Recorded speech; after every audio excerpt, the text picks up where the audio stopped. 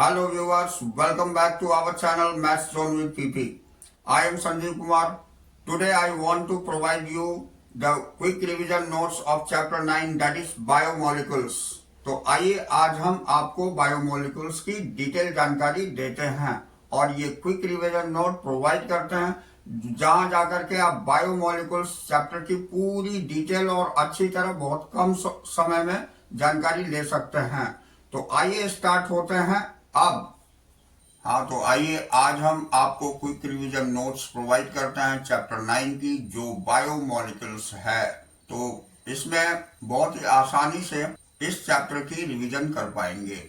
Chemicals और molecules present in the living organisms are known as biomolecules. जो chemicals या molecules present होते हैं लिविंग ऑर्गेनिज्म में वो बायोमोलिक्यूल्स कहलाते। Biomolecules are divided into two types, inorganic और ऑर्गेनिक। तो बायोमोलिक्यूल्स हमारे दो टाइप में डिवाइडेड है जो इनऑर्गेनिक और ऑर्गेनिक होती है। Inorganic biomolecules includes mineral, gases and water and organic molecules includes carbohydrates, fats, proteins, nucleic acids, vitamins, etc. तो inorganic biomolecules में minerals, gases और water होते हैं, जबकि organic biomolecules carbohydrates, fats, proteins, nucleic acid और vitamin होती है।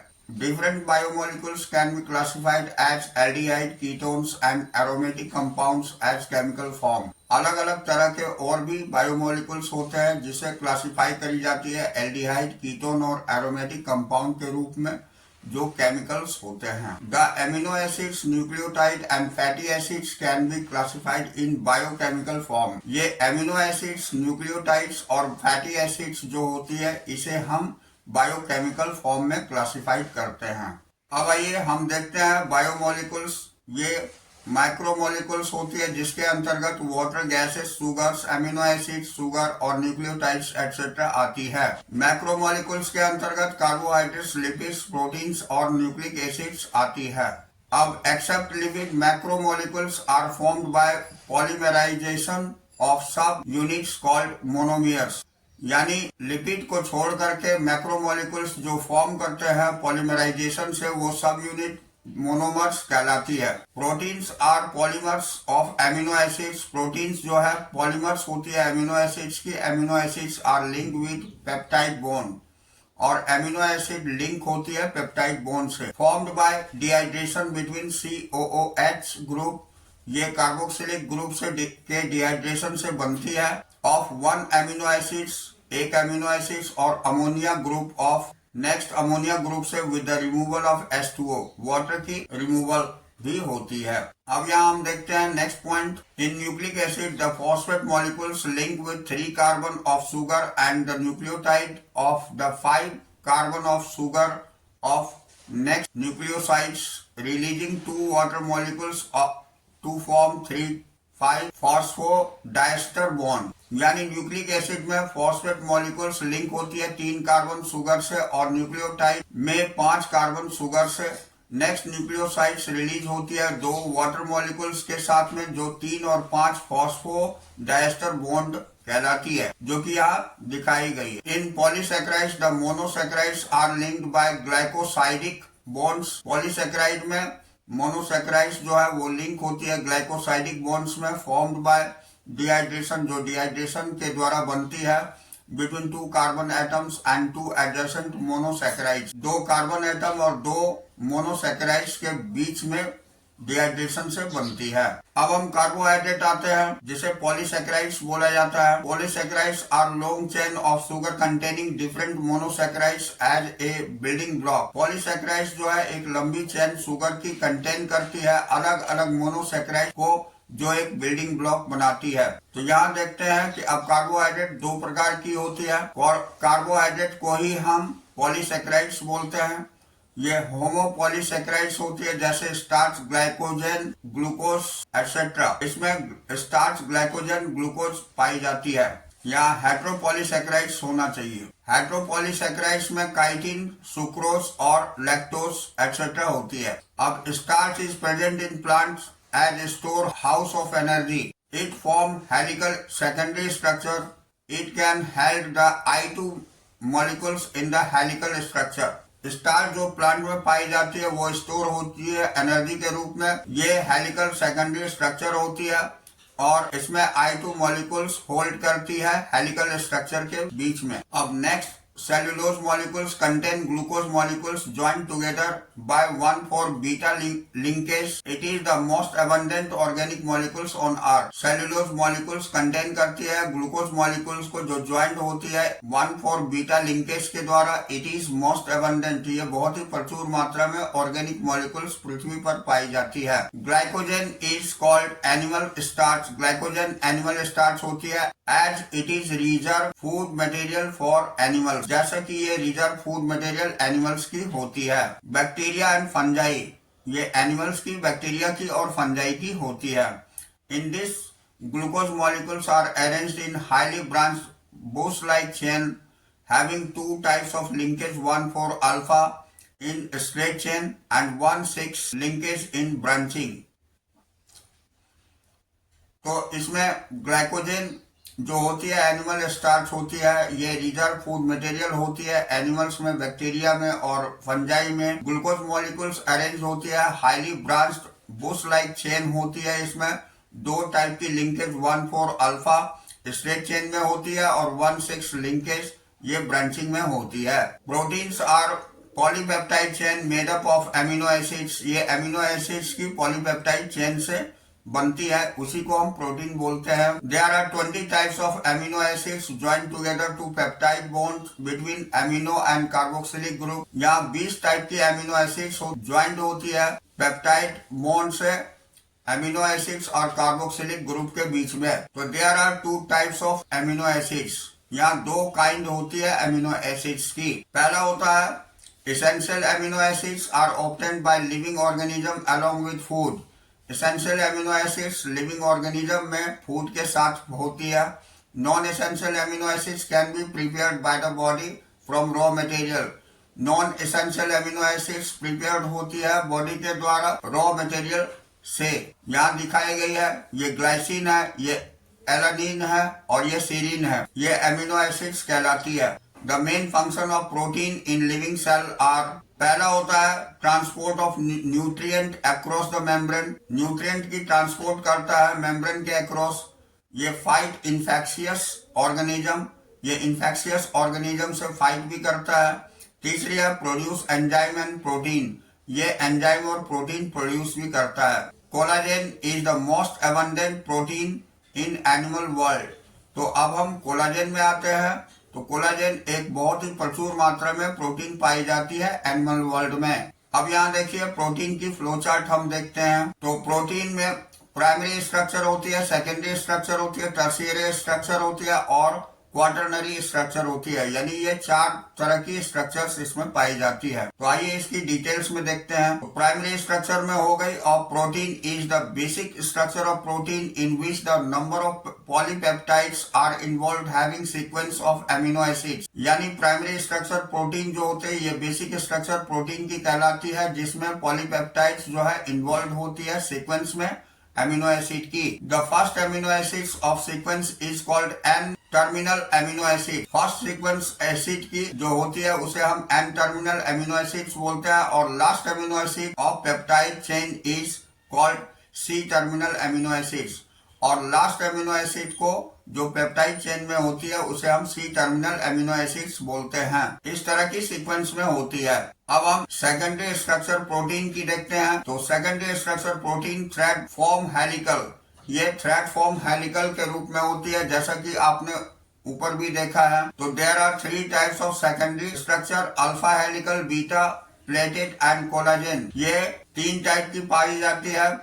पहला होता है ए अल्फा हेलिकल, दूसरा होता है बीटा प्लेटेड और कोलाजेन, ये तीसरा होता है। तो in a helix, in alpha helix the polypeptide chain is coiled spirally in right handed manner. तो अल्फा हेलिक्स जो होती है ये पॉलीपेप्टाइड चेन में क्वाइल्ड स्पाइरली होती है इन राइट हैंडेड मैनर में। In beta pleated secondary protein 2 और more peptide chains are interconnected by hydrogen bonds. Beta pleated secondary protein में 2 या 2 से अधिक पेप्टाइड चेन जो है ये हाइड्रोजन बॉन्ड के द्वारा इंटरकनेक्टेड होती है। अब in collagen there are 3 strands of polypeptides coiled around one another by hydrogen bond. Collagen में 3 स्ट्रैंड्स होती है पॉलीपेप्टाइड की, जो कॉइल्ड होती है एक दूसरे के साथ हाइड्रोजन बॉन्ड के द्वारा। In tertiary structure long protein chain is folded upon itself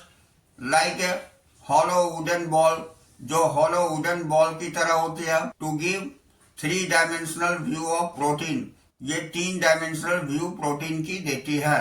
ये सेकेंडरी स्ट्रक्चर और टर्शियरी स्ट्रक्चर दिखाई गई है। अब in quaternary structure each polypeptide develops its own tertiary structure and functions as subunit of protein। Quaternary structure में प्रत्येक protein जो है डेवलप होती है टर्शियरी स्ट्रक्चर के रूप में और फंक्शंस सब यूनिट के रूप में प्रोटीन की करती है। फॉर एग्जाम्पल हीमोग्लोबिन, जैसे एग्जाम्पल में हीमोग्लोबिन होती है। इन एडल्ट ह्यूमन हीमोग्लोबिन 4 सब यूनिट्स आर इन्वॉल्व। एक एडल्ट ह्यूमन हीमोग्लोबिन में 4 सब यूनिट पाई जाती है। The 2 sub units are alpha type and 2 sub units beta type. 2 alpha type की होती है, 2 बीटा टाइप की होती है। अब हम न्यूक्लिक एसिड में आते हैं। तो nucleic acids are polynucleotides. Nucleic acid जो है पॉलीन्यूक्लियोटाइड्स कहलाती है। एक nucleic acids has 3 chemically distinct component.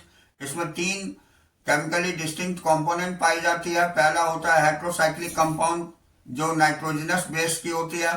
Polysaccharides दूसरा होता है, ये राइबोसोम और डीऑक्सी राइबोज शुगर कहलाती है।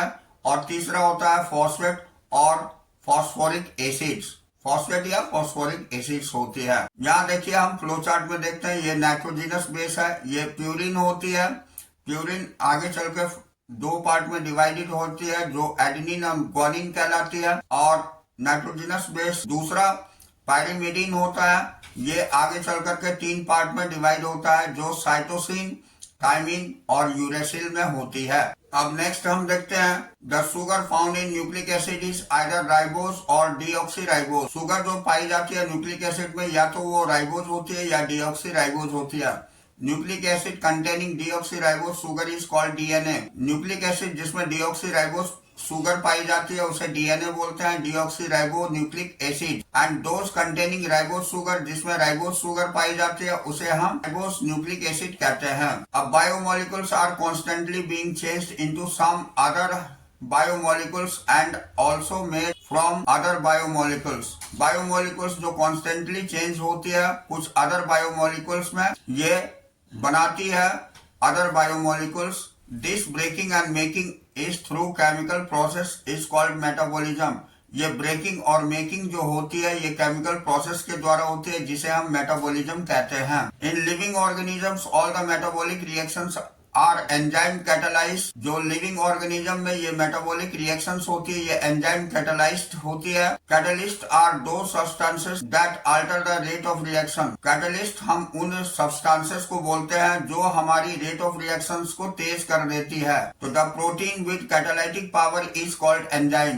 प्रोटीन जो कैटालाइटिक पावर के साथ होती है उसे हम एंजाइम बोलते हैं। अब हम metabolic basis for living organism में आते हैं। The metabolic pathways that lead to more complex structure from simpler structure are called biosynthetic और anabolic pathways, and those pathways that lead to the simpler structure from complex structure are called catabolic pathways. तो metabolic pathways जो lead करती है बहुत सारे complex structure को simpler structure से, उसे हम बायोसिंथेटिक या एनाबॉलिक पाथवेज बोलते हैं।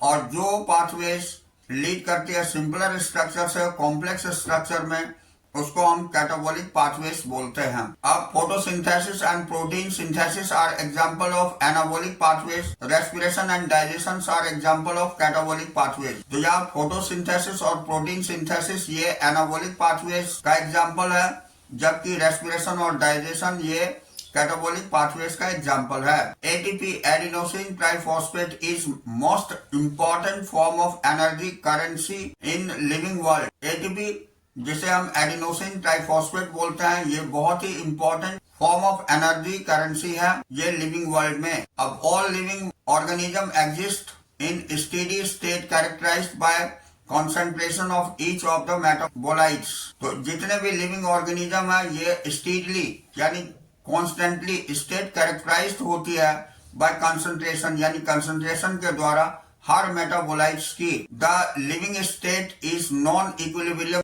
Steady state is to be able to perform work. और यही लिविंग स्टेट की नॉन इक्विलिब्रियम स्टेडी स्टेट जो होती है ये वर्क करने के लिए एबल करता है किसी भी एनिमल्स को।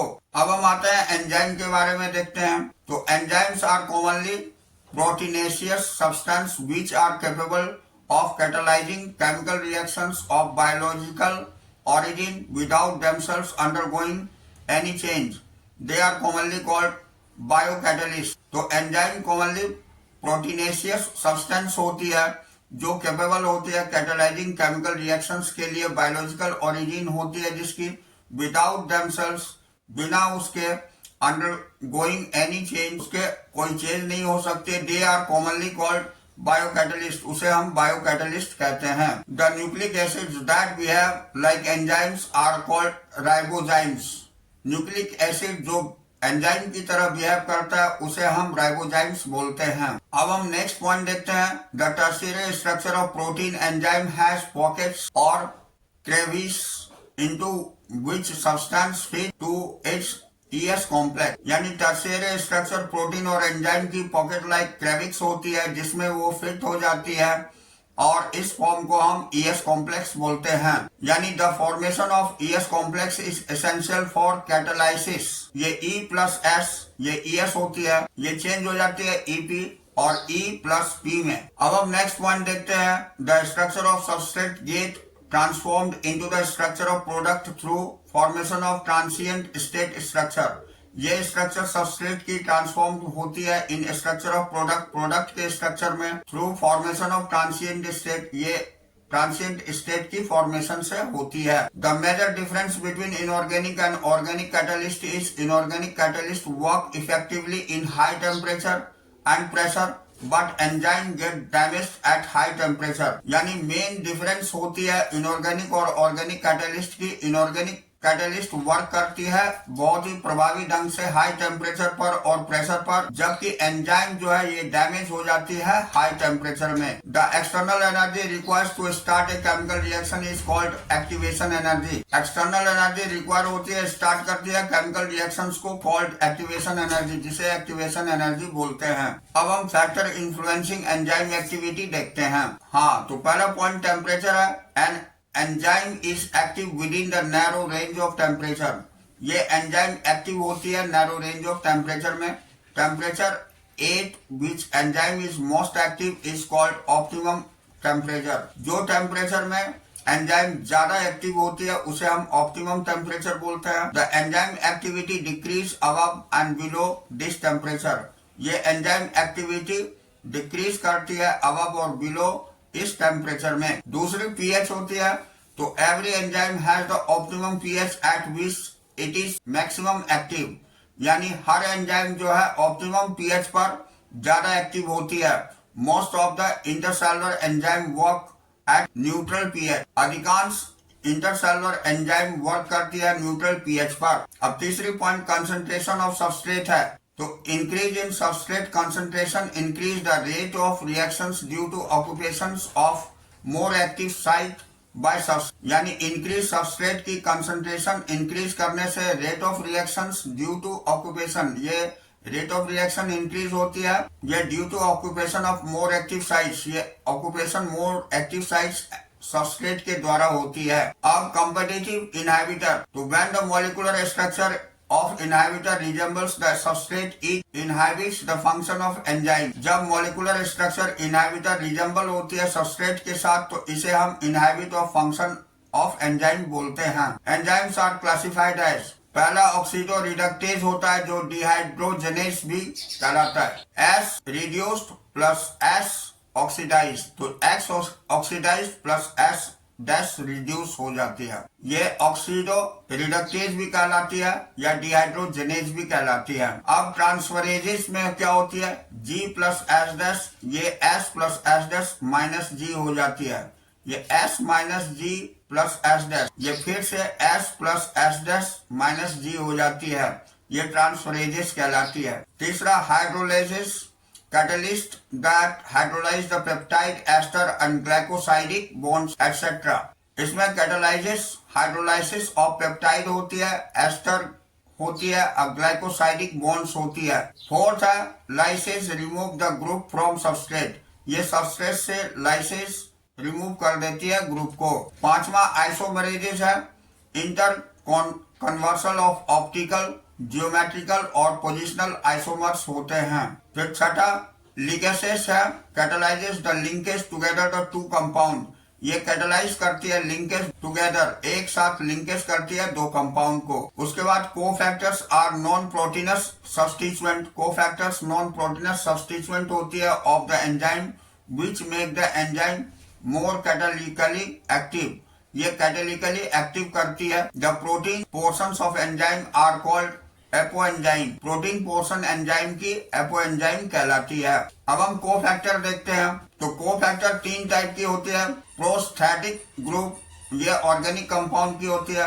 कोएंजाइम, ये organic compound with transit association होती है। तीसरा मेटल आयंस, ये जिंक एक्सेट्रा होती है।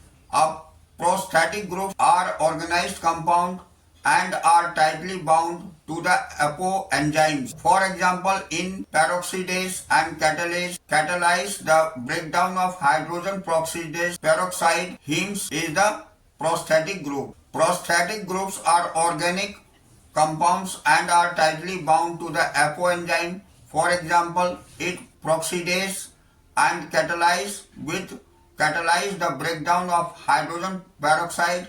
Heme is the prosthetic group, यानी prosthetic group ऑर्गेनिक कंपाउंड्स में टाइटली बाउंड होती है जिसे हम एपोएंजाइम बोलते हैं। जैसे एग्जांपल में पेरोक्सीडेज और कैटालाइज है।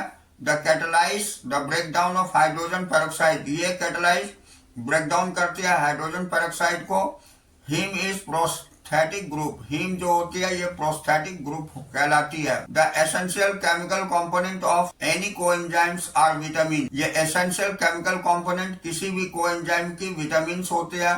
For example coenzyme NAD and NADP contains the vitamin niacin, ये एग्जांपल में कोएंजाइम NAD और NADP विटामिन NaCN ये कंटेन करती है। तो that's all this chapter, we will meet again on the next class.